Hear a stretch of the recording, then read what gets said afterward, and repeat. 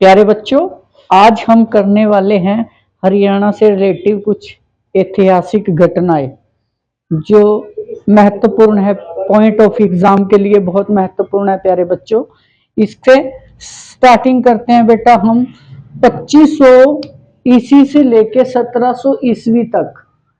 कब बेटा? 2500 ईस्वी से लेके, ध्यान देते रहो बच्चे, 2500 ईसा पूर्व से 1700 ईसा पूर्व तक जो थी सैंधव सभ्यता का विकास हुआ। कब हुआ सैंधव सभ्यता का विकास? 2500 ईसा पूर्व से 1700 ईसा पूर्व के बीच हुआ।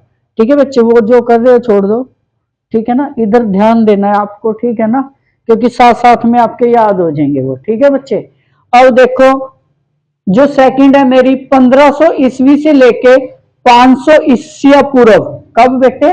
1500 ईसा पूर्व से लेके 500 ईसा पूर्व कौन सी सभ्यता थी? आर्य सभ्यता। कौन सी सभ्यता थी? आर्य सभ्यता। ये कब थी? 1500 ईसा पूर्व से 500 ईसा पूर्व की जो सभ्यता थी, इसमें कौन सी सभ्यता रही आपकी? आर्य वैदिक सभ्यता। ठीक है बच्चे, और 2500 से 1700 में कौन सी रही?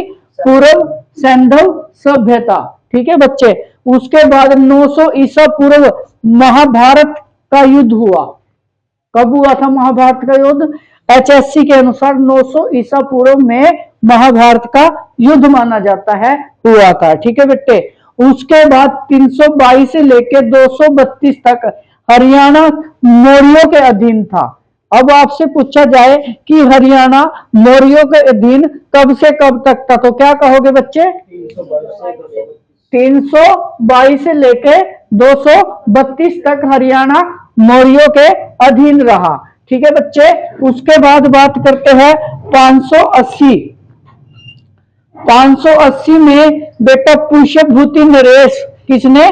पुष्यभूति नरेश प्रभाकर वर्धन का राज रहा। कब रहा? पुष्यभूति नरेश प्रभाकर वर्धन का राज कब रहा?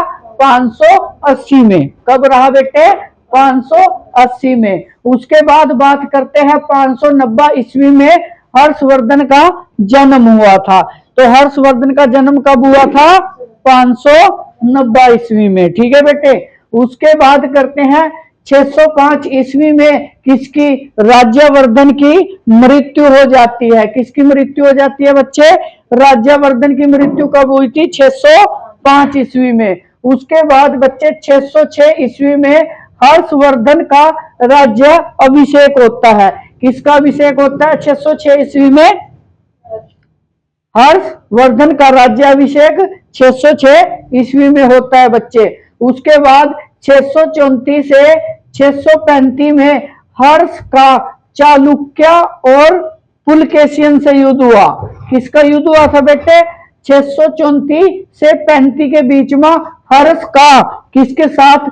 चालुक्य और पुलकेशियन के बीच युद्ध हुआ। अब 629 से 41 पे जाते हैं बेटा। हर्ष के द्वारा कन्नौज राज्य सत्ता संभाली थी। हर्ष ने क्या संभाली थी? कन्नौज की सत्ता संभाली थी। और वो कब संभाली थी बच्चे? 629 से 41 के बीच में इसने कन्नौज की सत्ता को संभाला था। ठीक है बेटे, उसके बाद 629 में हेनसांग भारत आया था। कौन आया था बेटा? हेनसांग भारत आया था। कब आया था ये? 629 ईस्वी में। ठीक है बच्चे, उसके बाद बात करते हैं 634 से 44 ईस्वी में हेनसांग था जो हरियाणा में रहा। यानी ये 34 और 44 के बीच में हेनसांग कहाँ पे रहा था बच्चे? हरियाणा में रहा था। कौन रहा था? हेनसांग। ठीक है बेटा, उसके बाद 647 ईस्वी में महाराजा हर्षवर्धन की मृत्यु हो गई। हर्षवर्धन की मृत्यु कब हो गई? 647 ईस्वी में। ठीक है बच्चों, उसके बाद बात करते हैं 805 ईस्वी में। कब बेटा?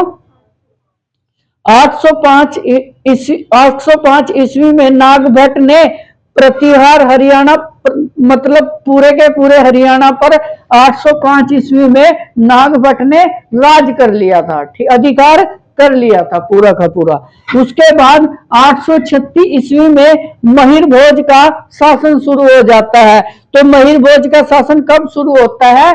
836 ईस्वी के अंदर। उसके बाद बच्चे 910 ईस्वी में तोमर वंश का उदय हुआ। कौन से वंश का उदय हुआ? तोमर वंश का। कब हुआ बच्चे? 910 ईस्वी में तोमर वंश का उदय हो गया। उसके बाद 1014 ईस्वी में महमद गजनवी ने थानेश्वर पर आक्रमण किया था। 1014 ईस्वी में ध्यान रखना है, महमूद गजनवी ने किस पर? थानेश्वर पर आक्रमण किया था। और एक और बेटा इसका इंपोर्टेंट, सोमनाथ मंदिर से ये क्या ले गया था? मूर्ति, चक्रवर्ती स्वामी की मूर्ति भी ले गया था बेटे, ऐसा मैंने पढ़ा रखा है आपको, ठीक है ना, गजनवी। उसके बाद 1037 में हंसी का युद्ध हुआ। कब हुआ बेटा? 1037 में हंसी का युद्ध हुआ। उसके बाद 1139 में अग्रह गणराज्य का हरियाणा पर आक्रमण हुआ। अग्रहण राज का, किसका बेटे? अग्रहण राज का हरियाणा पर आक्रमण कब हुआ था? 1139 में हुआ। उसके बाद 1151 में विग्रह राज का हरियाणा पर आक्रमण हुआ। 1151 में किसका हुआ था? विग्रह राज का। कहां पर हुआ था? हरियाणा पर आक्रमण हुआ। उसके बाद 1156 ईस्वी में विग्रह राज दिल्ली और हंसी पर कब्जा कर लिया था। 56 में किस पे वो कर लिया था कब्जा बेटे? दिल्ली और हंसी पर इसने कब्जा कर लिया था। ये देखो बेटा, 1151 में तराइन का प्रथम युद्ध होता है, जिसमें किस किस के बीच होता है? पृथ्वीराज चौहान और मोहम्मद गौरी के बीच यह युद्ध होता है। और इसमें मोहम्मद गौरी की हार होती है प्रथम युद्ध में, 1191 में होता है, और पृथ्वीराज जीत जाता है।